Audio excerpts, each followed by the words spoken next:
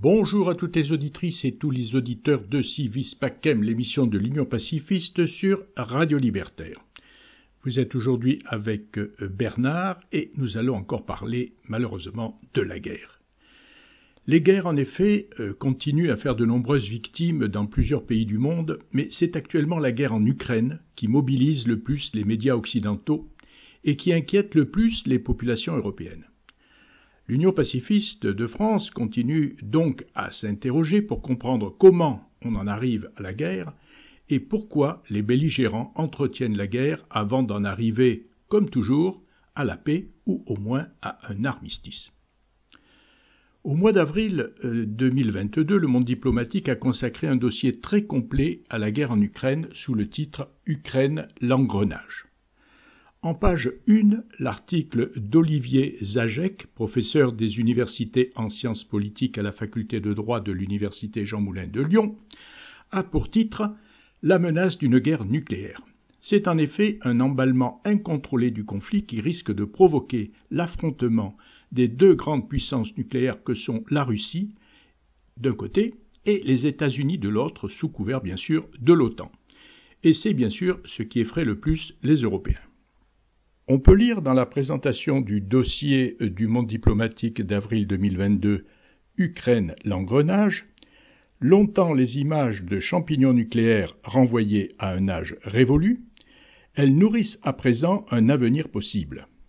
Découlant de modifications géopolitiques, mémorielles et idéologiques, l'invasion de l'Ukraine, suivie de son cortège de dévastation, de réfugiés et de censure, a précipité le basculement de l'Europe dans un univers guerrier que la plupart des habitants du vieux continent avaient oublié. Alors que l'Allemagne annonce procéder à son réarmement, l'Union européenne entend promouvoir une autonomie qui ne dérangerait pas trop son suzerain américain. De leur côté, les pays asiatiques, Chine en tête, naviguent entre l'allié russe et le client occidental. Alors que Juliette Faure, doctorante du Centre d'études et de recherche internationale, interroge « Qui sont les faucons de Moscou ?», Serge Halimi écrit sous le titre « L'OTAN a-t-elle provoqué la Russie ou a-t-elle trop laissé faire ?», Serge Halimi écrit « Cette tragédie aurait pu être évitée. La plupart des experts admettent que l'administration Bush a joué avec le feu en 2008, en laissant miroiter à Kiev son adhésion à l'Alliance Atlantique, tout en sachant qu'il serait impossible de préserver l'Ukraine en cas d'agression. Une attitude d'autant plus irresponsable que l'année précédente, en 2007, à Munich, M. Poutine s'était inquiété. Il avait dit « L'OTAN rapproche ses forces avancées de nos frontières, tandis que nous ne réagissons pas. » Or, les grandes puissances ont naturellement tendance à assimiler leur sécurité et la défense de leur zone d'influence aux besoins par la force. Le sénateur américain Benny Sanders l'a rappelé le 10 février dernier. Il disait « Même si la Russie n'était pas gouvernée par un dirigeant autoritaire et corrompu comme Vladimir Poutine, elle serait comme les États-Unis soucieuse de la politique de sécurité de ses voisins. Y a-t-il quelqu'un qui croit sérieusement que les États-Unis n'auraient rien à dire si le Mexique formait une alliance militaire avec un de nos adversaires ? Cette question, nombre d'États et de peuples la posent aussi. Non pas qu'ils soient insensibles à la détresse des Ukrainiens, mais parce qu'ils jugent hypocrites les Occidentaux indignés aujourd'hui par des crimes qu'ils commettaient hier, comme par exemple l'invasion américaine de l'Irak en 2003, à laquelle, rappelons-le, 15 des 27 États de l'Union européenne ont contribué. L'Ukraine prit part, elle aussi, à cette agression, pariant que le président Bush lui en serait plus tard reconnaissant. Toujours dans le dossier du Monde diplomatique qui a pour titre « Ukraine, l'engrenage », Renaud Lambert écrit sous le titre « La casserole russe ».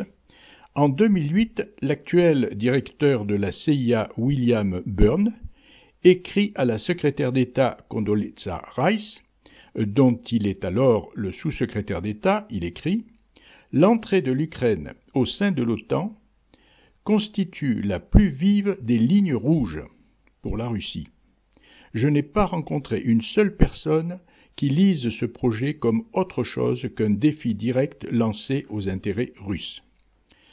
Dans un article du 15 février 2022, l'ambassadeur des États-Unis en URSS de 1987 à 1991, M. Jack Madlock, rappelle sa position lors des discussions au Sénat américain en vue de cette extension de l'OTAN. Il dit « La recommandation de l'administration américaine d'accueillir de nouveaux membres au sein de l'OTAN est erronée.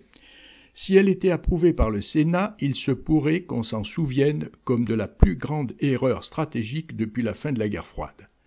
Loin d'améliorer la sécurité des États-Unis, de ses alliés et des nations qui souhaitent rejoindre l'Alliance, elle pourrait provoquer une réaction en chaîne, conduisant aux pires menaces pour notre sécurité depuis l'effondrement de l'Union soviétique. » Avant d'ajouter « Aujourd'hui, essayer d'arracher l'Ukraine à l'influence russe, l'objectif affiché par les partisans des révolutions colorées, entre guillemets, était une démarche stupide et dangereuse. » Et Renaud Lambert continue, « On pourrait poursuivre la liste des déclarations de l'ancien candidat républicain à la présidence américaine Patrick Buchanan, entre guillemets, en amenant l'OTAN aux portes de la Russie, nous avons jeté les bases d'une confrontation au XXIe siècle. » Au linguiste Noam Chomsky, l'idée que l'Ukraine rejoigne une alliance militaire occidentale serait parfaitement inacceptable aux yeux de n'importe quel dirigeant russe. Fermez les guillemets. Toutes soulignent l'erreur occidentale. Alors pourquoi une telle maladresse ? L'ancien ambassadeur britannique en Russie, entre 2000 et 2004, M. Roderick Lyne, avance une explication. Si vous voulez déclencher une guerre avec la Russie, c'est le meilleur moyen d'y parvenir. Mais depuis le déclenchement de l'invasion de l'Ukraine par l'armée russe, le 24 février 2022, l'OTAN, longtemps critiquée, est aujourd'hui ressuscitée. L'OTAN ressuscitée, c'est le titre que Philippe Lémarie a donné à une visioconférence organisée par les Amis du monde diplomatique de Paris le 20 avril 2022. Alors, nous allons écouter Philippe Lémarie.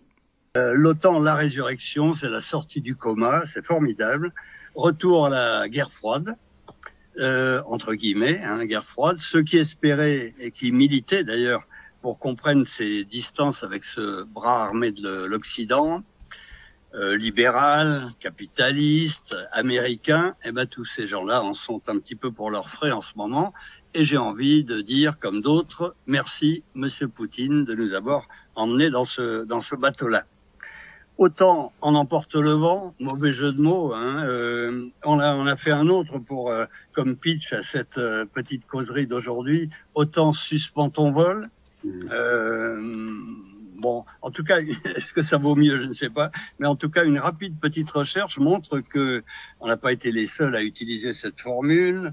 Je vois que dans Marianne, on a suspendu son vol, autant suspend ton vol également, dans Sud-Ouest, tout ça dans ce mois de mars de cette année. Je vois aussi dans Agoravox quelque chose sur la suspension du vol. Autant suspend ton vol dans l'humanité, ça c'était en 2009 déjà, la formule.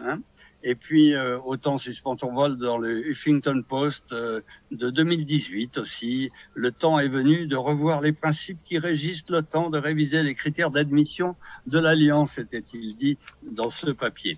Et puis le plus récent, c'est un papier qui est paru à la mi-mars, signé par un ancien rédacteur en chef du Monde diplomatique qui s'appelle, que certains d'entre vous connaissent certainement, qui s'appelle Maurice Lemoine. C'est un des animateurs aujourd'hui de Mémoire des luttes. Et son papier est publié par le Grand Soir, un site, c'est tout un programme. Il va nous servir un petit peu d'intro, si vous voulez, en tirant l'essentiel de ce papier. Lemoine insiste là-dedans surtout sur la dimension d'ailleurs latino-américaine de l'OTAN et de la crise en Ukraine. Là-bas aussi, bien qu'éloigné de l'Europe, on se sent concerné, notamment parce que l'OTAN, ce sont les Américains surtout, et vous savez qu'en Amérique latine, on connaît les Américains. On y a le souvenir, notamment au sein des gauches de ces pays, de tous les tripatouillages qui avaient été organisés par la CIA. Dans les années 70 et 80 notamment, la formation de ce qu'on appelait les contras, les putschs et coups d'État qui avaient été fomentés par Washington à l'époque. On pense bien sûr au Chili, mais pas que. Le Moine rappelle aussi dans ce papier les invasions et occupations de l'Afghanistan, de l'Irak, de la Libye en 2001, en 2003, en 2011, qui, raconte-t-il, n'excuse pas l'opération spéciale russe actuelle en Ukraine, mais qui relativise un petit peu certains commentaires. Et il est vrai qu'il y a, disons, de l'hypocrisie dans l'air en ce moment, ainsi que le relevait aussi Serge Alemi dans son papier du mois d'avril, dans son éditorial, avec ces occidentaux qui, écrit-il, sont indignés aujourd'hui par des crimes qu'ils commettaient hier, en fait. Et puis à propos d'intervention russe et de réplique américaine et du droit revendiqué d'un pays comme l'Ukraine de rallier le pacte militaire de son choix, et en l'occurrence c'est l'OTAN, Le Moine rappelle la crise des missiles en 1962, en route vers Cuba, à bord de navires soviétiques, la menace nucléaire, le blocus américain, le recul de tout le monde. Et Kennedy, heureusement, n'ayant pas écouté les chefs militaires de l'époque, ces chefs militaires de l'époque, ce qui a évité sans doute la catastrophe. Le Moine qui note aussi que ces dernières années, les régimes cubains, nicaraguayens, vénézuéliens avaient trouvé en la Russie un allié précieux, qu'ils se veulent ces pays non alignés, tout en condamnant la guerre actuelle en Ukraine. Et Lula, par exemple, qui est donné gagnant, vous savez, de la future présidentielle au Brésil, si tout se passe bien, Lula se prononce contre la guerre, mais en la contextualisant. Il écrit, il est inacceptable qu'un pays se sente autorisé à installer des bases militaires autour d'un pays. Il est inacceptable aussi qu'un pays réagisse en envahissant un autre pays. Voilà, ça c'est adapté au cas de l'Ukraine, mais ça pourrait éventuellement être adapté à d'autres cas vénézuéliens ou autres. Le paradoxe ironique d'ailleurs, c'est que le gouvernement américain et d'autres ont besoin maintenant plutôt du pétrole vénézuélien, que des négociations ont été entamées avec les Américains et que des sanctions pourraient être levées au moins partiellement à l'égard de ce pays, le Venezuela, qui a souffert de beaucoup d'avanies dans ce domaine. Et puis à propos du conflit actuel autour de l'Ukraine, Le Moine, dans son papier, rappelle les promesses qui avaient été faites à la Fédération de Russie après la dissolution du pacte de Varsovie. La juridiction actuelle de l'OTAN ne s'étendra pas d'un pouce vers l'Est. C'est James Baker, le chef de la diplomatie de l'époque, en 1990, qui disait cela à Moscou, au Kremlin directement, devant les dirigeants russes. Il n'y aura pas de nouveaux membres, avait-il dit. Or, on le sait, en 30 ans, l'OTAN est passée de 16 à 30 membres. C'est un doublement. En 2007, d'ailleurs, Poutine se plaignait déjà. Il disait « L'OTAN a placé ses forces en première ligne à nos frontières ». Et puis ensuite, l'OTAN, les Occidentaux, les Américains notamment, ont appuyé plus ou moins en sous-main ce qu'on appelle les révolutions de couleur, et notamment la révolution ukrainienne. Ça a été la place Maïdan à Kiev, les pro-russes qui ont été évincés, les accords de Minsk qui n'ont pas été respectés. On ne va pas s'étendre sur tout ça, mais Le Moine, qui nous sert d'introduction un petit peu sur le sujet, a mentionné tout ça en passant. Alors, je sors de Le Moine là. La première question, la question clé du moment, on le voit, à propos du conflit russo-ukrainien, c'est le désir de l'Ukraine d'adhérer à l'OTAN, justement. C'est un souhait déjà très ancien, on peut le dire, un des enjeux du sommet par exemple, de 2008 à Bucarest, que j'avais eu l'occasion de suivre pour RFI à l'époque, pour qui se travaillait. Un des enjeux, c'était déjà l'entrée ou la non-entrée, surtout, de l'Ukraine et de la Géorgie à l'OTAN. Et le président Poutine était sur place comme partenaire du sommet de l'OTAN. On voit à quel point les temps ont changé, hein, et tenait une conférence de presse dans le même énorme palais de style soviéto, je sais pas quoi, à la stalinienne, disons, construit à la demande du dictateur Ceausescu. Les Américains, à ce moment-là, avaient joué avec le feu.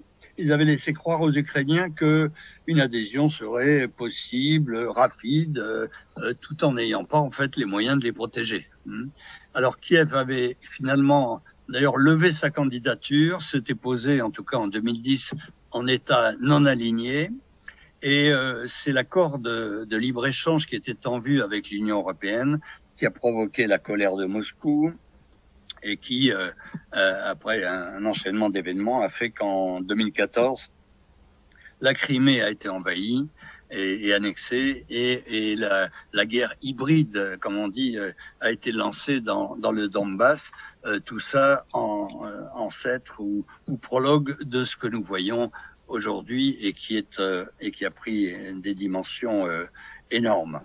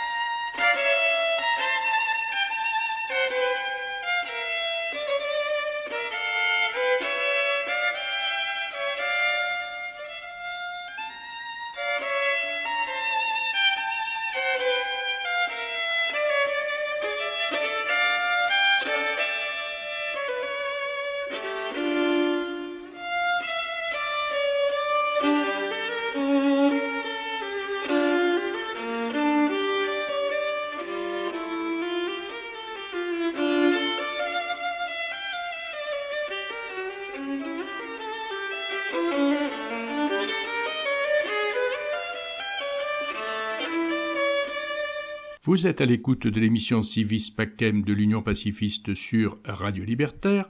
Vous venez d'entendre le célèbre violoniste ukrainien Nathan Milstein. Il interprétait un mouvement de la chaconne de Jean-Sébastien Bach.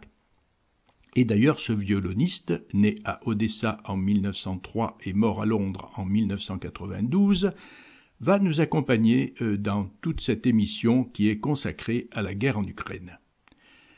Le journaliste du Monde diplomatique Philippe Lesmarie nous a déjà dit quelle était la position de l'OTAN dans ce conflit. Et il a précisé au cours de la visioconférence organisée par les Amis du Monde diplomatique le 20 avril 2022 ce que représente l'OTAN dans cette guerre. L'Ukraine n'étant pas membre de l'organisation, pas question pour le gouvernement américain, comme pour l'OTAN, qu'il contrôle, de devenir belligérant, c'est-à-dire concrètement d'imposer une zone d'exclusion dans le ciel ukrainien, et donc de se retrouver à être en situation d'abattre des chasseurs russes et d'affronter directement Moscou. Selon le chef de la CIA, William Burns, le président Biden est très préoccupé par ce qu'il appelle un risque de troisième guerre mondiale. Et il faut dire que Vladimir Poutine a agité à plusieurs reprises ces temps-ci le gros lot nucléaire. Paul Benamoul nous a attiré l'attention de quelques-uns d'entre nous aujourd'hui sur des chiffres qui étaient rapportés par un article, etc. Il y a 10 porte-avions américains, il n'y en a que 1 russe. Il y a 4 fois plus de chasseurs américains que russes, à quoi j'ajouterais il y a un budget de défense américain plus de 10 fois supérieur à celui de la Russie. C'est pour donner une idée des dimensions de ce que serait la soi-disant troisième guerre mondiale si elle devait se produire, mais je crois que heureusement on en est quand même très loin. Au passage, on peut noter à quel point ce conflit profite pour le moment d'ailleurs surtout ou pas mal aux Américains. L'OTAN est en train de se réunifier pour pas cher, si je peux dire, pas cher à l'extérieur de l'Ukraine évidemment, est en train de se réunifier sous la houlette américaine. Hein.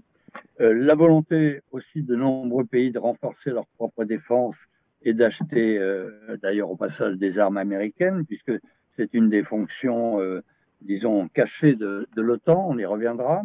La bonne santé aussi pour plusieurs années et peut-être des décennies du complexe, comme on dit, ou du lobby, je ne sais pas comment il faut dire, militaro-industriel américain, et du budget défense de ce pays, qui est déjà écrasant à presque 800 milliards de dollars par an. Et puis les perspectives de vente de gaz, de blé, de maïs, même aussi peut-être en provenance des États-Unis, vente à ceux qui ne peuvent plus se fournir en Russie, en Ukraine, du fait des sanctions édictées, évidemment, vous le savez, en grande partie par ces mêmes Américains, justement. En situation quasi hégémonique, d'ailleurs, ils assument 70% des équipements, de ce qu'on appelle les capacités militaires critiques, les hélicoptères, le ravitaillement en vol, le transport aérien, le renseignement par satellite, pour ne rien dire de la dissuasion nucléaire. Ils demandent, les Américains, un meilleur partage du fardeau aux Européens, en les enjoignant d'atteindre au plus vite l'objectif des 2% du produit intérieur brut dans leur budget militaire.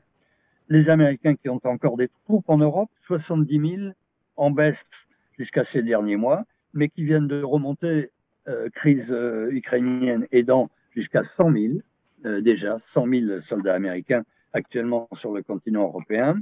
Il y a un commandement commun entre les forces américaines et les forces de l'OTAN. C'est la même personne, un général américain, par définition, qui assure cet emploi. Il y a des armes nucléaires de moyenne portée qui sont stockées en Allemagne avec un système de double clé, mais en fait sous contrôle étroitement et sur décision américaine. Voilà tous les atouts, si on peut dire, américains dans cette histoire de l'OTAN, même si on a bien remarqué que ces dernières années, leur intérêt pour l'organisation était plus limité, au moins depuis le président Obama, disons, au moment où il y a eu cette bascule de l'intérêt géopolitique vers l'Asie. Cette évolution a encore été accentuée sous le président Trump, qui a menacé même de se retirer de l'OTAN. Ça a culminé avec cette espèce de tropisme indo-pacifique qui a été marqué notamment par la signature de ce traité AUKUS, dont on dirait quelques mots tout à l'heure, même si du fait de la montée de la tension avec la Russie ces derniers temps, eh bien, il y a un certain retour tout de même du balancier américain aujourd'hui vers l'Europe. On note au passage que l'OTAN se revendique des valeurs démocratiques occidentales, mais a tout de même admis en son temps la Grèce des colonels, le Portugal de Salazar, la Turquie des coups d'État, et n'a pas empêché non plus les rivalités, les tensions, par exemple entre la Grèce et la Turquie, entre la Turquie et d'autres pays, même avec une petite tension aussi avec la France il n'y a pas si longtemps, etc. Il y a toutes ces promesses non tenues et occasions ratées des années 95-97 vis-à-vis notamment de la Russie. Il faut se souvenir qu'en 97 encore, la Fédération de Russie avait ratifié ce qu'on appelait le partenariat pour la paix avec l'OTAN. Donc, dans le cadre de l'OTAN, on appelait ça l'acte fondateur des relations Russie-OTAN, qui avait été signé à Paris, même si ça avait été suspendu quelques années après à la suite des frappes de l'OTAN contre la Serbie. Les élargissements successifs à tout l'ancien espace post-soviétique en 90, en 97, en 99, et là on a vraiment amené l'OTAN aux portes de la Russie, c'est le cas de le dire, et puis ouverture aussi, élargissement aux Balkans, au Caucase, 2004, 2009, 2020, 2020, ce sont les derniers, Monténégro, Macédoine du Nord. Les deux organisations, OTAN et Union européenne, ne se recouvrent pas tout à fait, puisque 6 pays de l'Union ne sont pas dans l'OTAN, et bientôt ils ne seront plus que 4. Si la Finlande et la Suède rejoignent l'OTAN, comme elles en ont manifesté la volonté, l'intérêt en tout cas. Et dans ce dernier cas, Moscou a déjà prévenu qu'il renforcerait ses moyens militaires, et notamment nucléaires, en mer Baltique et près de la Scandinavie. On pense à l'enclave de Kaliningrad, entre la Pologne et la Lituanie. Alors une fois de plus, on le voit, la Russie considère donc l'alliance comme une menace vraiment existentielle. En tout cas, c'est le cas aujourd'hui, même si ça n'a pas été le cas toujours hier.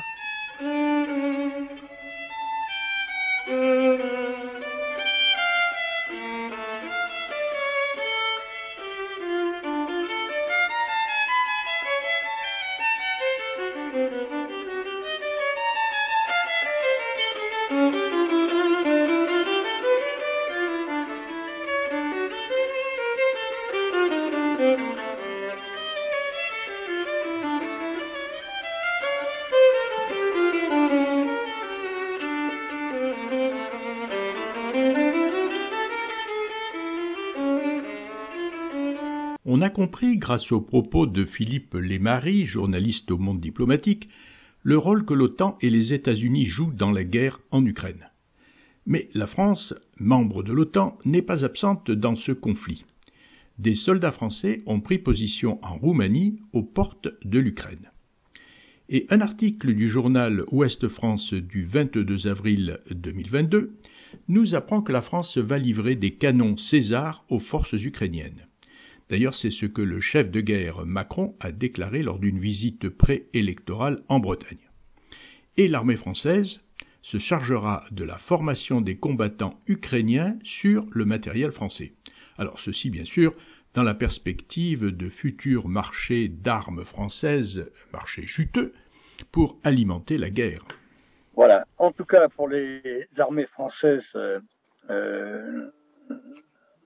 c'est le passage du sable chaud du Sahel, ces temps-ci aux plaines froides de l'extrême est européen. C'est une sorte de revenez-y à l'est que connaît bien une certaine génération de militaires français, mais ce sont plutôt les cinquantenaires.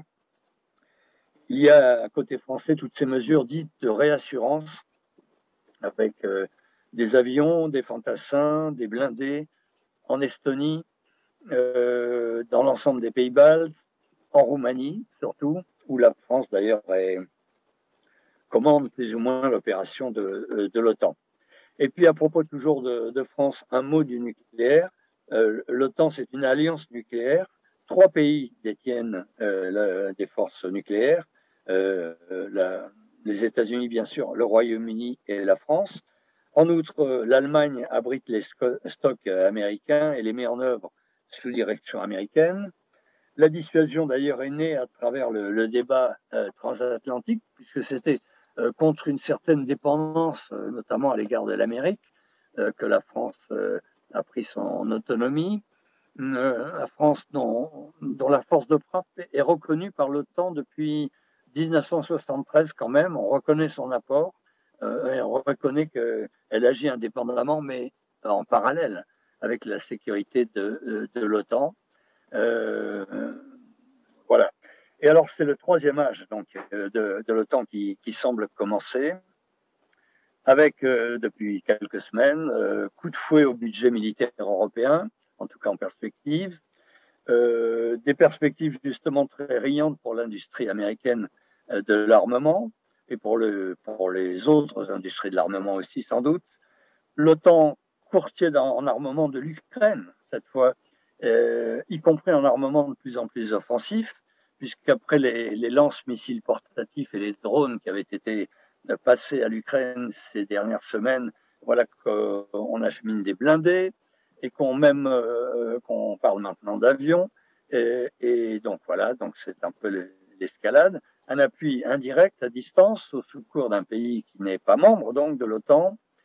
Des mesures aussi dites de réassurance auprès des pays européens de l'Est, auprès des pays baltes, mais quand même, jusqu'ici, un refus de couverture aérienne et d'engagement de militaires sur le terrain, de militaires de l'OTAN sur le terrain, en tout cas officiel, et un retour à un climat un petit peu de guerre froide qu'on sent, même si c'est pas la vraie guerre froide qu'on a connue à l'époque du siècle dernier, avec côté OTAN une escalade dans les aides au régime Zelensky, en tâchant de savoir jusqu'où ne pas aller trop loin.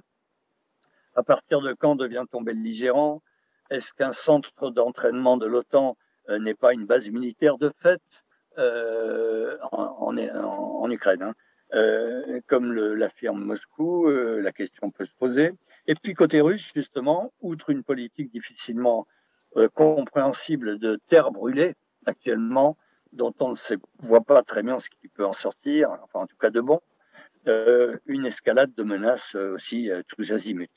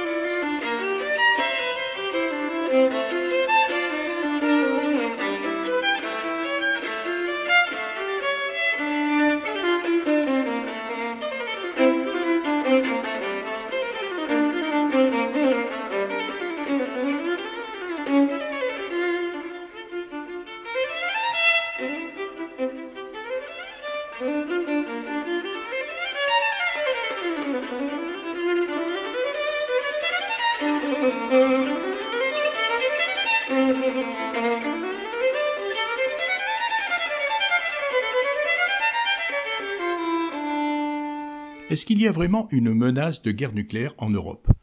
C'est la question qui est posée dans le dossier qui a pour titre Ukraine, l'engrenage, dossier du numéro d'avril 2022 du Monde diplomatique. Philippe Lémarie, journaliste au Monde diplomatique, nous a parlé des arsenaux de la Russie et de l'OTAN. Alors, en cas d'embrasement dans la guerre d'Ukraine, que risque-t-il de se passer? Et c'est ce qu'on craint, c'est que la Russie, justement, sur le terrain ukrainien, utilise un jour certains de ces armements nucléaires dits tactiques. Voilà, avec les conséquences dramatiques que ça pourrait avoir et géopolitiques aussi, sans doute. Donc, la sortie de la France du commandement intégré, ça, c'était sous De Gaulle. Le retour partiel, c'était sous Chirac, qualifié d'ailleurs dans le monde diplomatique à l'époque par un auteur qui s'appelait Paul-Marie de Lagorce, qui a qualifié de honteux ce retour. Et puis, retour complet, donc cette fois-ci sous Sarkozy, présenté à l'époque par lui comme un pari. Il y aura un pilier européen de l'OTAN, ça vaut la peine de revenir dedans, etc. Ça sera un vecteur d'influence pour nous. Paris qui, selon beaucoup, n'a pas été en fait gagné. Un mot aussi et final de l'Allemagne. Son armée, c'est une création de l'OTAN en fait. Elle s'émancipe ces temps-ci après l'électrochoc ukrainien, avec une ouverture des vannes pour les ventes d'armes, avec une aide armée à l'Ukraine, avec une enveloppe ouverte de 100 milliards d'euros pour se moderniser son appareil militaire allemand, donc un budget annuel renforcé pour recruter, entraîner, s'équiper, atteindre et dépasser le 2% du produit intérieur brut recommandé par l'OTAN. Actuellement, l'Allemagne en est à 1,37 pour un budget d'ailleurs tout juste supérieur à celui de la France, un budget de presque 53 milliards d'euros. Voilà. Faut-il se réjouir de ce réarmement allemand? C'est ce qu'on demande dans le diplôme de ce mois-ci. En tout cas, pour les Allemands, c'est la fin d'une armée qui a été longtemps adolescente et maintenue dans cette espèce de dépendance à l'égard des Américains et de l'OTAN. Une armée aussi écrasée par l'histoire avec un grand H à cause de son passé. C'est la fin pour l'Allemagne sans doute dans les mois, des années qui viennent d'une certaine retenue, d'une certaine solitude qui a été celle de l'armée japonaise aussi pendant tout un temps. Et c'est la fin de bientôt peut-être de ce qui est pour le moment encore une armée parlementaire, étroitement surveillée par le Bundestag. Et là, on est très très loin du modèle français. Et une armée qui est en passe tout de même de devenir la première armée européenne. Et ça va peut-être changer un petit peu certaines conditions. Maintenant, il n'est plus question d'OTAN en fait pour l'Ukraine, puisque les Ukrainiens eux-mêmes abandonnent ce projet dans l'immédiat. Ils sentent bien que c'est impossible. Mais c'est le fait que l'Union européenne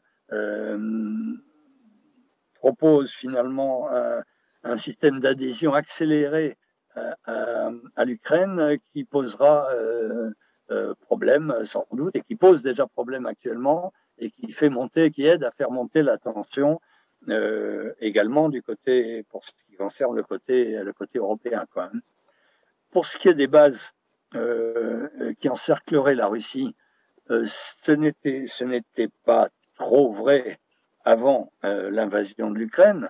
Ça l'est déjà beaucoup plus maintenant, puisqu'il y a une espèce de mobilisation de moyens au titre de ce qu'on appelle à l'OTAN la réassurance, c'est-à-dire mettre des moyens militaires dans les pays frontaliers de la Russie pour les protéger, pour assurer une dissuasion, pour faire que si il y avait une action russe contre eux, ce qu'ils croient, ce dont ils ont peur, que dans ce cas-là, des soldats de l'OTAN soient en train ils seraient attaqués par la Russie, ce qui serait générateur là d'un conflit OTAN-Russie directement, ce qui n'est pas le cas pour le moment, en tout cas officiellement.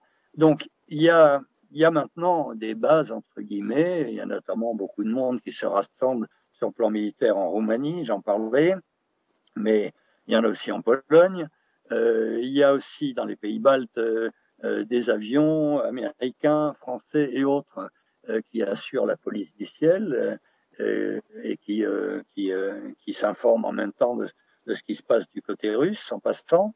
Il y a toute une mobilisation actuellement, mais ça n'était pas tellement le cas avant, bien que dans ces pays comme la Tchécoslovaquie, il y avait les systèmes antimissiles américains qui étaient positionnés depuis déjà un certain temps, mais il n'y avait pas autant de mobilisation militaire que ça n'est le cas maintenant. La mobilisation militaire de tous les hommes en mesure de combattre en Ukraine et la mobilisation des éléments guerriers de l'OTAN autour de l'Ukraine et aux portes de la Russie nous font bien sûr craindre le pire dans l'engrenage de la guerre. Alors, j'ai posé une question à Philippe Lémarie au cours de la visioconférence organisée par les Amis du monde diplomatique. Il y a une question qui est très difficile aussi, mais qui interpelle beaucoup de monde. Elle est posée là par quelqu'un qui signe une union pacifiste. C'est avec les livraisons d'armes à l'Ukraine et les interventions meurtrières de l'armée russe, combien de temps la guerre risque de durer? On ne sait pas combien de temps la guerre risque de durer, sauf si vous avez tout d'un coup une révélation, mais je pense qu'il y a une façon de poser la question qui me paraît intéressante, parce qu'il y a des enchaînements entre les blocs. On ne sait jamais si ce qui est premier, c'est l'existence du pacte de Varsovie et de l'OTAN, et après ça, la guerre froide. Ou si ce qui est en premier, c'est la guerre froide, et d'un coup, tu crées des blocs. Qui a commencé la guerre, ou est-ce que c'est là je ne sais pas si je veux dire la personne, mais moi, ça me fait penser à ça, et je ne pense pas qu'on sait quand la guerre va durer, mais ça va être plus long que ça. Non, on ne sait pas bien sûr. Ce qu'on sait, c'est qu'on est dans un processus quand même d'escalade permanente là. Et il y aura des hauts et des bas militaires, mais chaque interlocuteur, la Russie et l'Europe de son côté, Europe et États-Unis, autant, donc chacun remet une pièce dans la machine chaque fois, et ça peut aller loin, monter. Pour le moment, l'Europe n'est pas belligérante officiellement. L'est-elle en sous-main? Oui, en partie. Est-ce que les Russes vont supporter longtemps cette situation? voilà, c'est à voir. Est-ce qu'ils vont prendre des mesures supérieures pour tenir compte de ce qu'ils considèrent comme une belligérance cachée? Tout ça n'est pas encore écrit, hein, mais on côtoie le risque sans arrêt. Et voilà. L'OTAN actuellement est un facteur de guerre, oui, par rapport en tout cas à la Russie ou à l'idée que s'en fait la Russie. Et la Russie d'aujourd'hui ou la Russie de Poutine, disons, utilise en tout cas l'existence de cette alliance qui n'a pas été dissoute contrairement à la sienne, celle du pacte de Varsovie. Il considère le maintien de cette alliance comme une agression en soi, tournée contre lui. On l'avait un peu oublié, si on peut dire, ces dernières années, justement parce qu'il y avait ce tropisme vers la Chine, parce qu'il y avait ce désintérêt américain pour l'Europe un petit peu, pour tout ça. On avait un peu oublié que la Russie était non seulement toujours là, hein, on savait bien, mais qu'en plus elle se considérait comme toujours menacée, à tort ou à raison.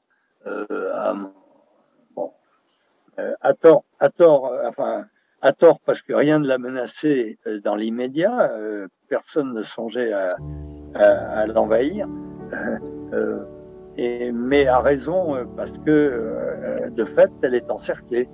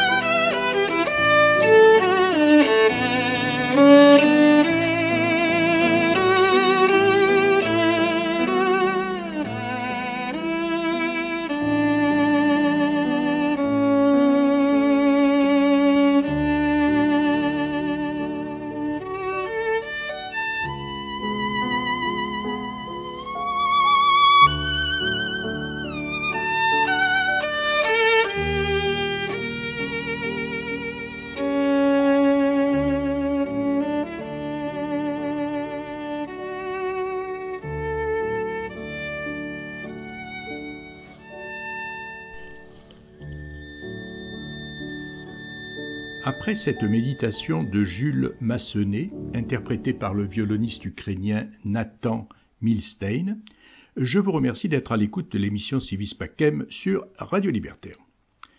Vous avez entendu dans la première partie de cette émission le journaliste du Monde diplomatique Philippe Lesmarie nous parler du rôle de l'OTAN dans la guerre en Ukraine.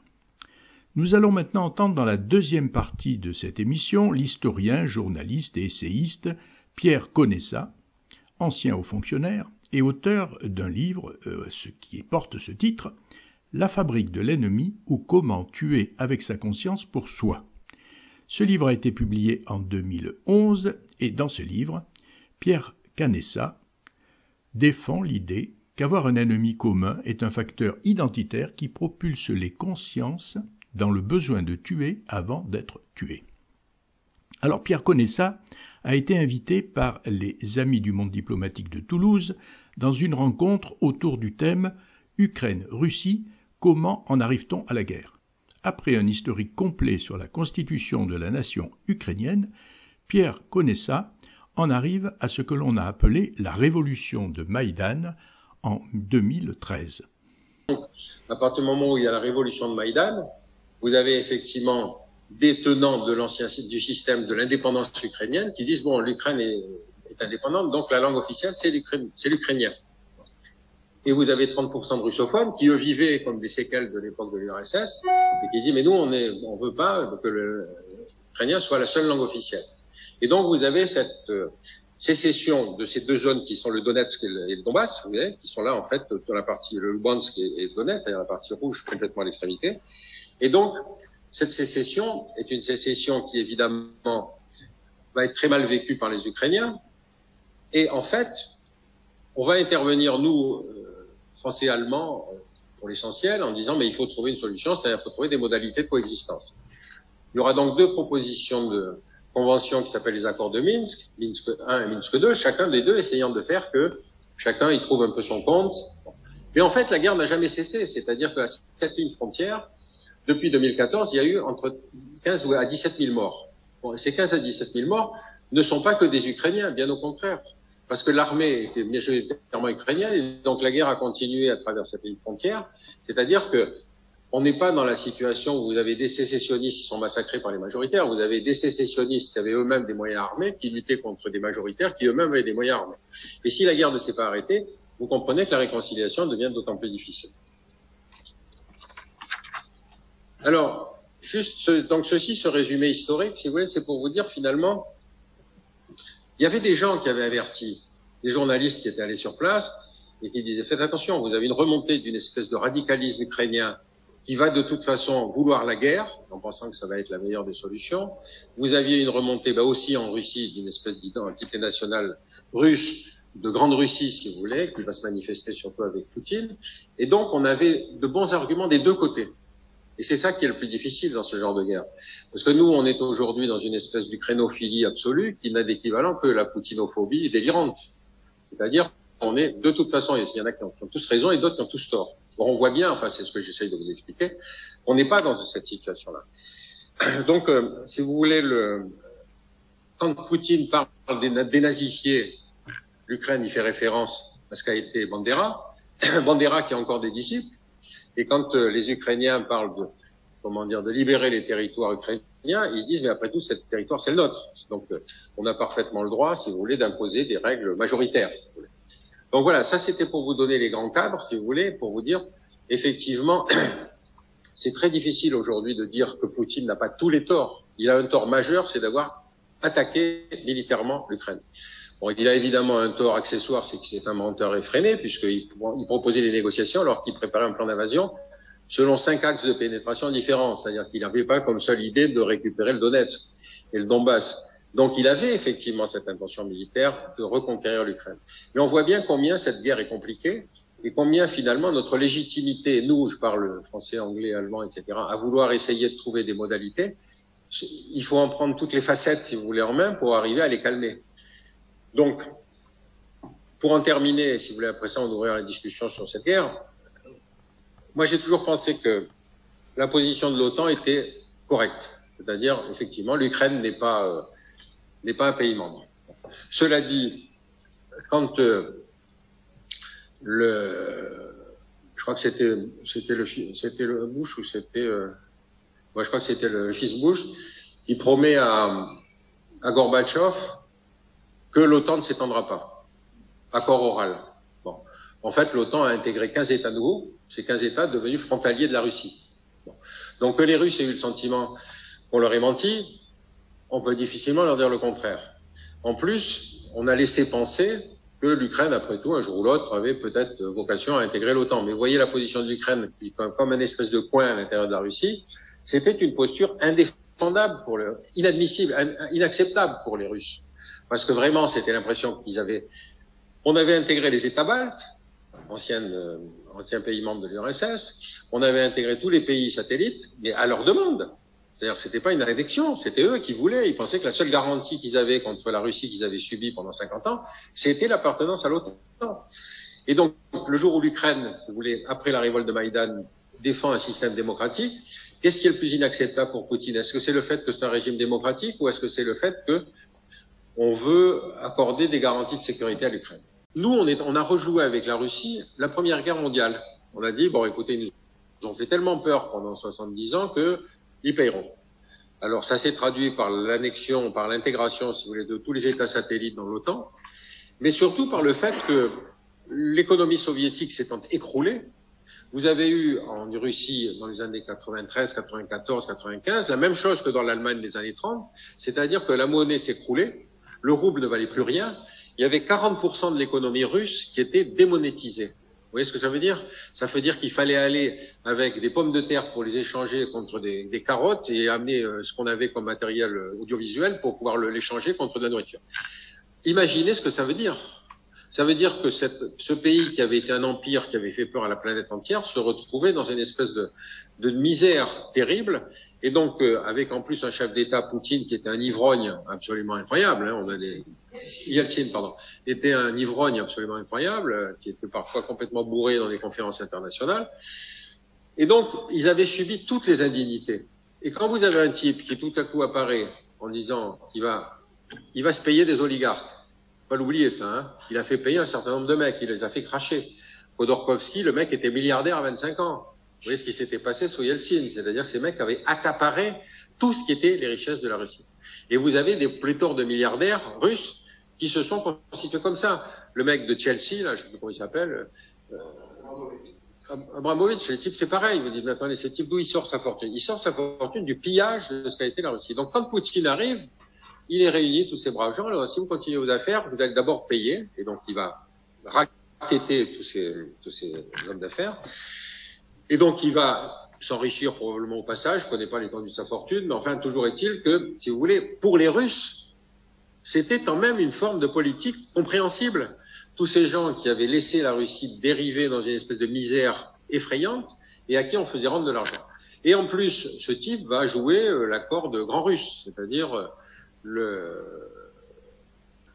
quand il voit à la conférence de Munich en 2012, je crois, quelque chose comme ça, il fait un discours à la Vercon 2, pardon, 2005. Il dit, ça suffit. On avait l'intégration des pays satellites dans l'OTAN, on discutait avec l'Ukraine en laissant penser que peut-être que oui après tout, etc. Et il donne un avertissement que personne n'écoute. Personne n'écoute, parce qu'on se dit, mais enfin bon, la Russie, qu'est-ce que c'est aujourd'hui? Et donc, si vous voulez, on l'a acculé dans sa trajectoire politique, qui est la reconstitution de cette puissance russe. D'abord, et c'est ce qu'il a fait en Géorgie, hein, il a récupéré l'Ossétie qui était composée. Encore une fois, c'est pas des Russes, mais enfin pour lui, c'est pas grave. S'il y a des insurrections, il peut toujours capitaliser autour de ça. Il a vu s'échapper tous les pays d'Asie centrale. Et là, ceux-là, il n'a pas réussi à les récupérer. Et par contre, effectivement, il va jouer le coup avec l'Ukraine. Donc on est sur quelque chose où, si vous voulez, la variable religieuse n'est qu'une des variables. En fait, son véritable objectif, c'est redonner sa dignité à la Russie, dignité dans laquelle on n'a pas contribué, si vous voulez, à essayer de la préserver, à considérer que c'était toujours un pays qui était un pays de l'espace européen. Et donc, au lieu de faire un grand pacte de sécurité européen, incluant la Russie et aussi les anciens pays satellites, on s'est dit, bon, c'est vrai, on verra venir, on attendra. On a attendu jusqu'au moment où, effectivement, il s'est décidé à mener son opération d'invasion. Donc, Poutine, il est un chef d'État classique, enfin, bon, ancien du KGB, donc il a une solide formation idéologique. Je vous souviens quand même que le père Bush était patron de la CIA. Hein. Et donc, vous voyez ce que je veux dire, c'est quand on compare, on oublie toujours de comparer avec l'autre côté. Là.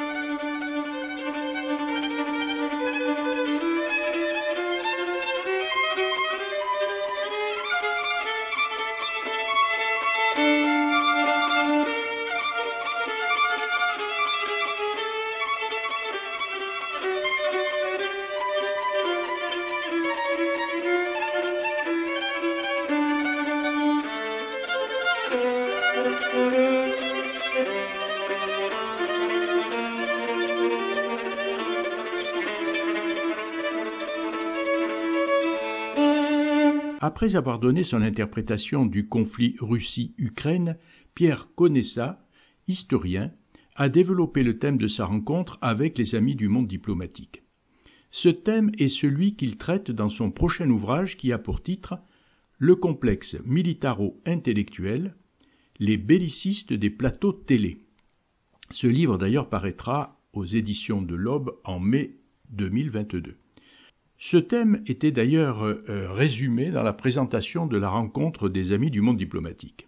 Il est écrit « La guerre est une étonnante inversion de valeurs humaines puisqu'il faut tuer et si l'on s'y refuse, on peut être exécuté par son propre camp.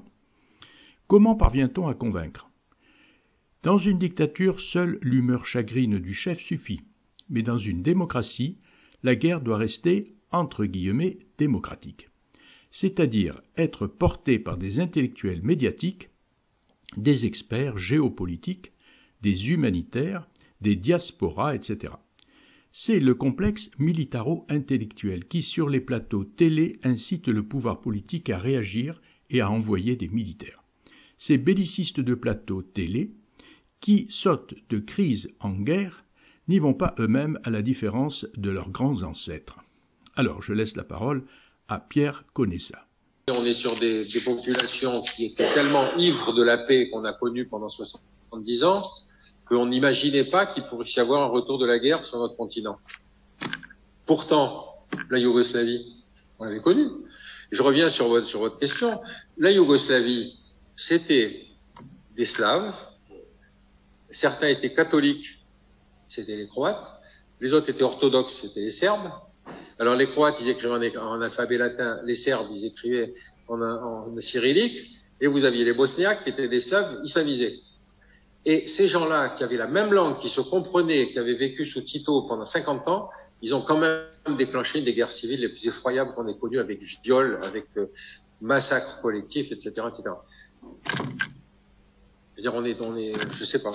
Moi, j'ai participé à la gestion de la crise yougoslave, mais c'était à s'arracher les cheveux. À Sarajevo, il y avait ce qu'on appelait la sniper alley, où il y avait des mecs qui étaient dans le grand axe de la grande ville de Sarajevo, et ils tiraient sur des individus qu'ils connaissaient même pas. Voilà. C'était l'entretien, si vous voulez, de la mort. Un jour, je me souviens, je discutais avec des militaires français à Sarajevo, ils me disaient, mais il y a quelqu'un qui nous tire dessus depuis cet immeuble là-bas, on va décider de faire une opération. Ils y sont allés, ce matin. Ils sont arrivés, ils sont montés à la truc où ils avaient repéré les tirs. C'était une vieille dame dont le fils était mort. Elle avait récupéré un fusil, elle tirait comme ça. Ça, c'est la guerre civile. Alors, je vais profiter pour faire une transition très habile. Il y avait un individu qui allait très souvent à Sarajevo. Il l'avait surnommé UJS. C'était BHL, il l'avait surnommé UHS, une heure à Sarajevo. C'était les copains casque bleu qui l'avaient fait comme ça. Pourquoi ? Parce que vous avez aujourd'hui un mécanisme de décision, si vous voulez, dans lequel se sont mêlés de différents acteurs, parce qu'il n'y a plus cette matrice soviétique. C'est-à-dire, on ne dit pas, ça c'est une guerre grave parce que les soviétiques vont l'instrumentaliser.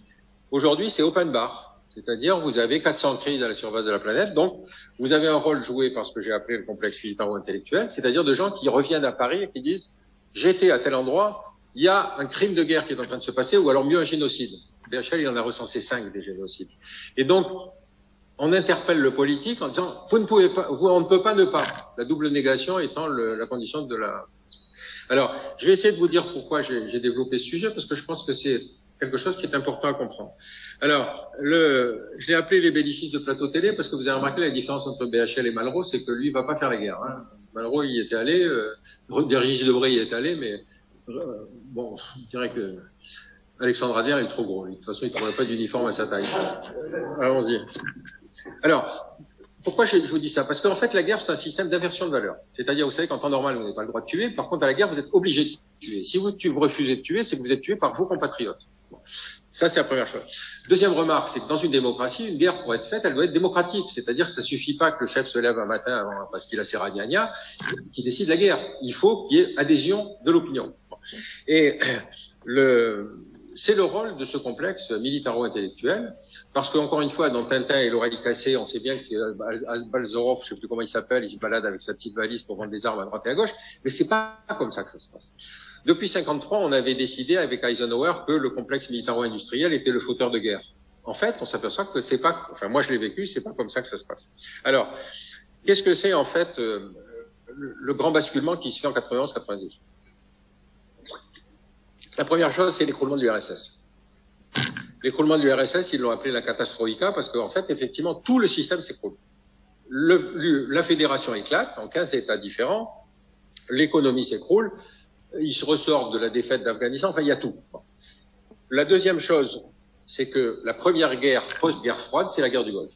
Et la guerre du Golfe, vous vous souvenez, les Russes s'abstiennent, donc on fait cette opération pour aller libérer une grande démocratie qui s'appelle le Koweït, qui a été envahi par une autre grande démocratie qui s'appelait l'Irak.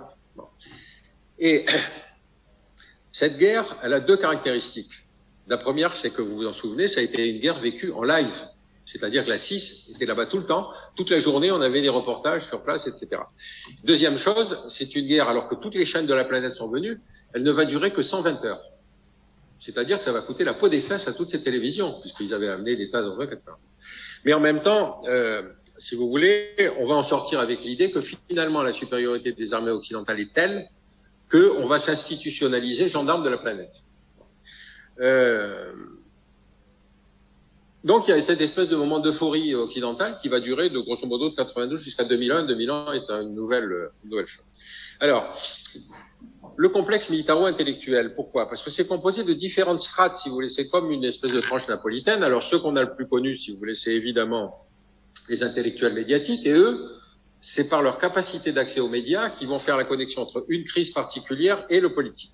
Et donc, choisir la crise, donc personne ne va s'occuper du Yémen aujourd'hui, vous vous en rendez compte, on ne va pas s'emmerder avec ces gens-là.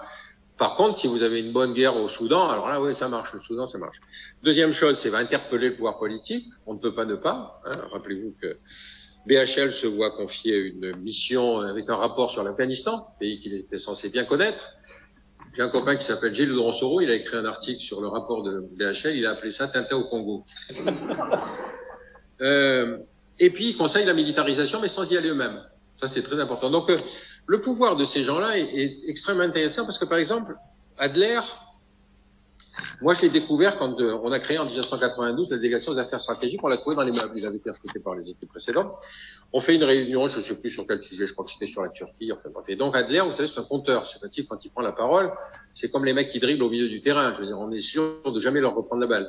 Il parlait, et il citait des instructions du KGB en donnant les références à l'instruction du 12 novembre 1938 qui a été reprise le 15 septembre 1975, etc. Je me tourne vers le type de la DGSE, je lui dis, c'est intéressant ce qu'il raconte. Vous les avez, ces instructions? Il me dit non, il invente. Venant du type de la DGSE, d'un seul coup, pour moi, c'est écroulé. C'est-à-dire, vous aviez un type qui était un baratineur. Alors, il a fait des trucs très forts, il a fait, par exemple, un article dans Libération, je crois, pour expliquer que Khashoggi, selon ses sources d'information dans les milieux de renseignement, parce qu'il a un truc imparable, c'est qu'il cite les services de renseignement. Et vous êtes sûr que dans une réunion, vous n'avez jamais un mec qui se lève et dit « Excusez-moi, je suis le porte-parole des services de renseignement pakistanais, vous racontez des conneries. » Donc, il est sûr de n'être jamais contredit et en même temps, ça donne de la consistance à ce qu'il raconte. Donc, il raconte que Selon ses sources dans les renseignements, non. Khashoggi n'a pas été tué par les Saoudiens, mais par Erdogan. Ciel, voilà un scoop. Manque de bol, 2 jours plus tard, Mohamed Ben Salman reconnaît que c'est lui. Mais le type ne disparaît pas, c'est un insubmersible. Vous le retrouvez sur France Culture, vous le retrouvez, le grand spécialiste de, etc. Donc, ça, c'est important. Et BHL, pareil, je vous en citerai des exemples. On en a plein comme ça. Il a 2 fois résolu la crise afghane dans ses chroniques du Point. Quand même, franchement. Alors, l'imposture, si vous voulez, c'est encore une fois, c'est d'aller sur place. Moi, je vous dis que les copains militaires l'appelaient UJS, un jour à UHS, une heure à Sarajevo, c'est ça. C'est-à-dire, vous voyez, la photo qui est là, c'est la photo passée dans la presse. Celle qui est à côté, c'est le cadrage véritable. C'est-à-dire, derrière, il y a une bonne femme avec son panier en train de faire ses courses. Mais lui, il est soigneusement dissimulé derrière un mur à cause des snipers.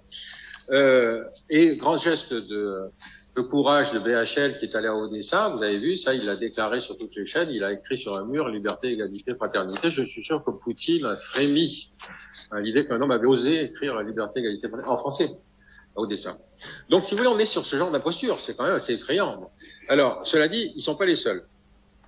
La presse joue un rôle très important. Alors, j'ai pris un exemple qui est très caricatural parce que c'est le groupe Fox News. Le groupe Fox News, c'est Murdoch.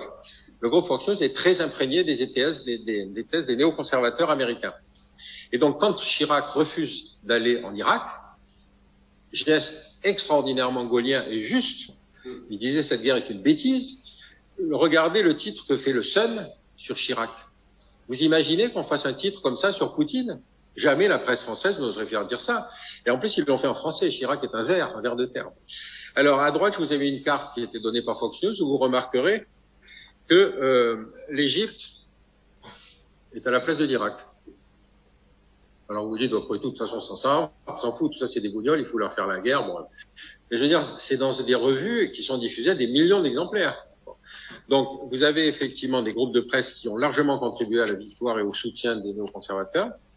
Alors, vous avez aussi le rôle des humanitaires, parce que les humanitaires, si vous voulez, donc les ONG d'intervention depuis le Biafra, si vous voulez, sont devenus une véritable force morale et politique que les politiques ont beaucoup voulu récupérer. Parce qu'il y avait un capital sympathie, si vous voulez, chez ces humanitaires qui, encore une fois, intervenaient dans des crises sans être belligérants. Bon. Et en fait, le basculement va se faire au moment de la Somalie. Alors la Somalie, vous vous souvenez, 93, 94, quelque chose comme ça, on annonce que les chefs de bande somaliens pillent les convois humanitaires. Ah, alors ça a de quoi scandaleux, parce que finalement, c'est une aide internationale, la population crève de faim, etc. J'en parle avec Ronnie Broman, il me dit, écoute, moi j'ai appelé mes équipes de Médecins sans frontières à Mogadiscio, ils me disent, les types qui pillent les convois ne sont pas des voleurs, ils ne revendent pas, ils alimentent leur clan, c'est parce qu'ils estiment qu'ils sont mal servis. Donc, si on augmente le débit, si on augmente la quantité, on peut réduire la violence. Broman va à Bruxelles, à New York, pour plaider une augmentation de l'aide, et pendant qu'il est là-bas, Kouchner, médecin, lui-même ancien humanitaire devenu ministre, décide l'intervention militaire armée en Somalie. Vous voyez le basculement qui se fait à ce moment-là. Et vous connaissez la suite de l'histoire. Les Américains y vont aussi. Et puis ils décident qu'ils ont la clé du problème. Ils décident que c'est le général Aïdid qui tient Mogadiscio, donc c'est lui qui pille les convois. On va se payer Aïdid. Ils se sont tellement bien payés qu'ils ont perdu 21 types. Et puis d'un coup, ils ont dit non, mais c'est fini, tout ça, c'est les Africains là qui se démerdent, nous on revient plus. Et ils sont partis, et ils ont refusé d'aller au Rwanda. Vous voyez ce que je veux dire? C'est-à-dire, accuser la France, c'est bien, mais quand on oublie les autres, si vous voulez, il faut pas... Donc, là, vous avez quelque chose qui est un basculement de l'humanitaire, c'est-à-dire la militarisation de l'humanitaire fragilise la situation des humanitaires. Aujourd'hui, il y a des humanitaires qui sont enlevés parce que des belligérants sur certaines crises considèrent qu'ils ne sont pas neutres. Ils ne sont plus neutres comme ils l'étaient auparavant. Alors oui, le cinéma. Je me suis beaucoup amusé avec le cinéma parce que ma fille ayant travaillé pendant 4 ans aux États-Unis, j'allais souvent la voir, puis comme elle travaillait, je m'emmerdais, donc je regardais beaucoup la télé. Et comme je regardais beaucoup la télé, je me suis rendu compte de quelque chose qui va vous choquer, mais c'est que la télévision américaine est une merde sans nom. Et c'est-à-dire que la médiocrité des programmes est absolument insigne. Simplement, nous, Européens, on ne reçoit que le meilleur. Et donc, comme on ne reçoit que le meilleur, on se dit, évidemment, ces gens-là, ils ont une chance extraordinaire. Et donc, je me suis amusé à travailler sur les films, sur les mauvais films. Il y a eu 1200 westerns. Vous n'avez pas tous vu, moi non plus. Mais si on me cite OK Corral, comme cite machin, des films connus, je me dis, oui, mais c'est pas ça que les Américains ont vu. Les films, Hollywood a tué plus d'Indiens que les guerres indiennes. Et oui, évidemment. Et donc Hollywood a été une machine, si vous voulez, à faire de l'ennemi, si vous voulez. Et encore une fois, il y avait une phrase de Stanley Hoffman qui dit l'identité américaine est une virginité perpétuellement renouvelée. C'est extraordinaire cette phrase en américain. Alors, je vous ai mis ici quelque chose de très significatif. Bon, d'abord, c'est la création du super-héros hollywoodien. Stallone, dans Rambo 2, il tue 67 personnes. Je les ai comptées. Vous voyez, si on avait des combattants comme ça, on aurait vite fait régler les problèmes.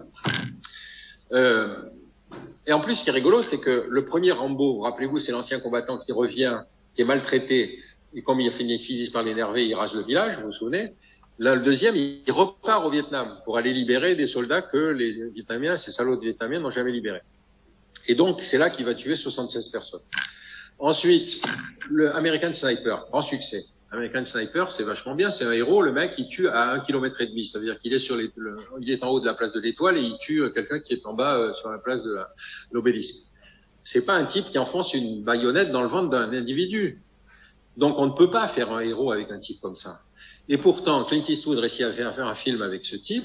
Alors bon, il a été victime d'une injustice, je crois qu'il a tué 580 personnes et on lui en a reconnu que 350, quelque chose dans ce genre-là, mais tout, il a eu Silver Star, etc., etc. Donc, sur le plan de la représentation de la guerre, c'est quelque chose d'assez ignominieux quand même. Bon, je vous signale que les Irakiens avaient aussi un sniper, mais eux, ils ne pouvaient faire que des bandes dessinées. Hein, donc, ça, c'est ce que je vous ai mis au milieu. C'est évidemment pas du tout comparable. Mais je termine sur American Sniper. La dernière scène d'American Sniper, c'est le type est mort, il passe, il est dans un truc, il a le drapeau américain, les gens sont sur le bord, ils applaudissent, etc. Mais il n'explique pas comment il est mort. Et il est mort d'une raison très simple, c'est que bon, d'abord, le type revient 4 fois en Irak, hein, c'est-à-dire qu'il devait s'emmerder dans son couple, je pense. Hein. Quand finalement il revient en Irak, il revient d'Irak, il va s'occuper d'anciens combattants qui, eux, ont subi le choc post-traumatique de la guerre, et il va s'occuper d'un d'entre eux à qui il va l'emmener dans un centre de tir. L'ancien combattant qui était traumatisé, il devait en avoir marre de l'entendre raconter sa guerre à lui. Et c'est lui qui l'a tué. C'est-à-dire que l'American Sniper, il a été tué par un ancien combattant américain qui en avait marre de lui. Pourquoi Clint Eastwood a supprimé cette partie? Moi, quand j'ai écrit La fabrication de l'ennemi, je me posais une question, c'est, encore une fois, dans une démocratie, comment est-ce qu'on arrive à la guerre?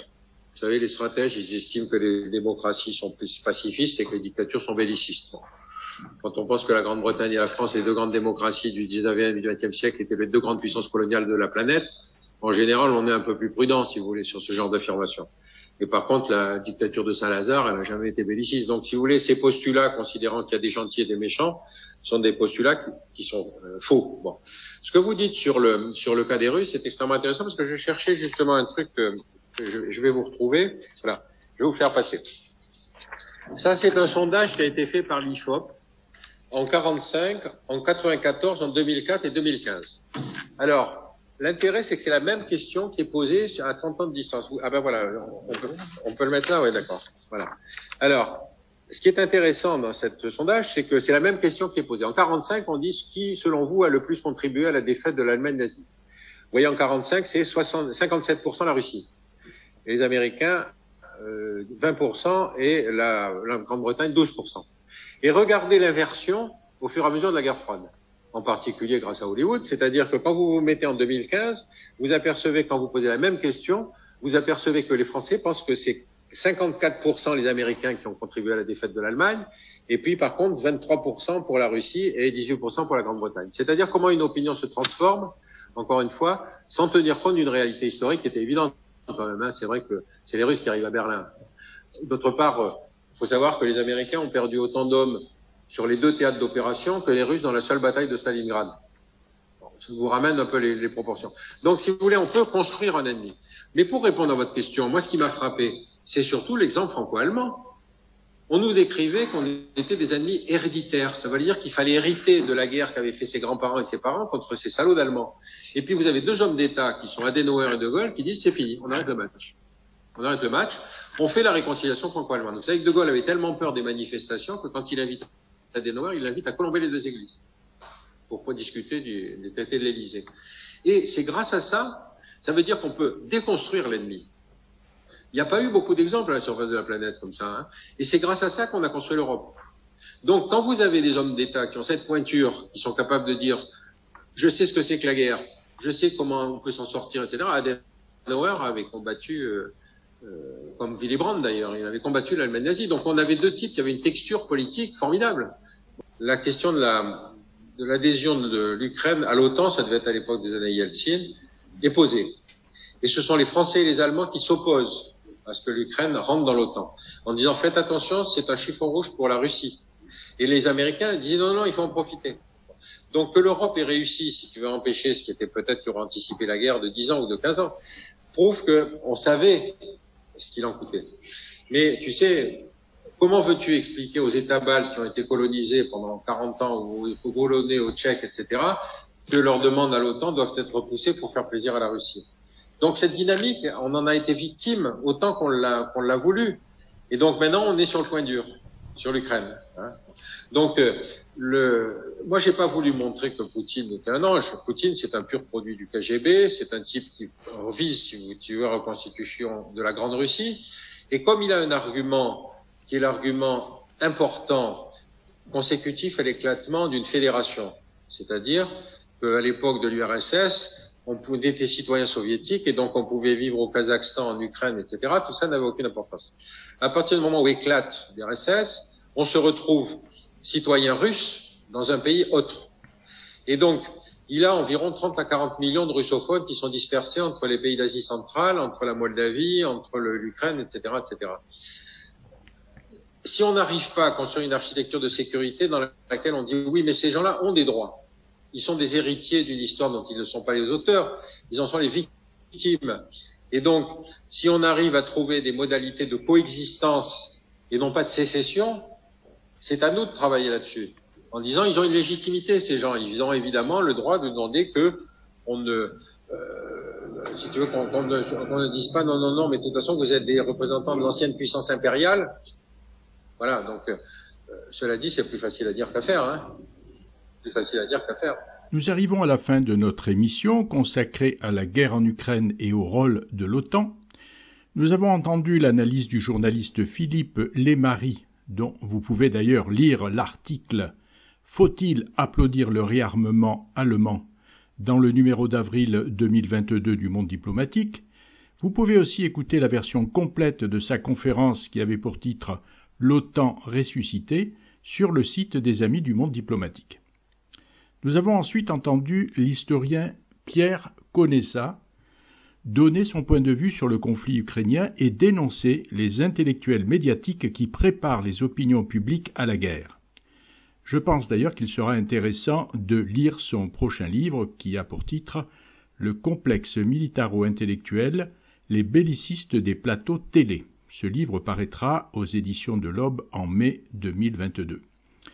Et c'est le violoniste Nathan Milstein qui nous a accompagnés tout au long de cette émission. Il me reste donc à vous souhaiter une belle semaine et à vous donner rendez-vous jeudi prochain. Ciao, ciao.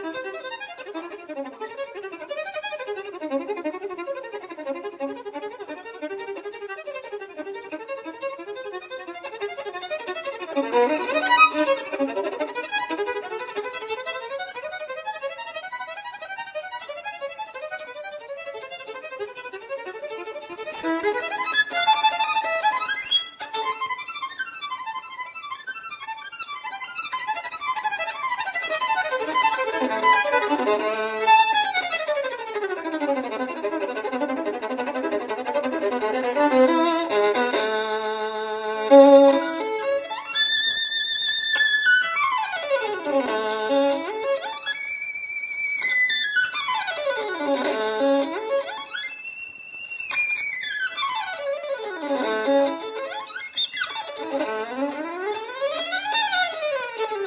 you.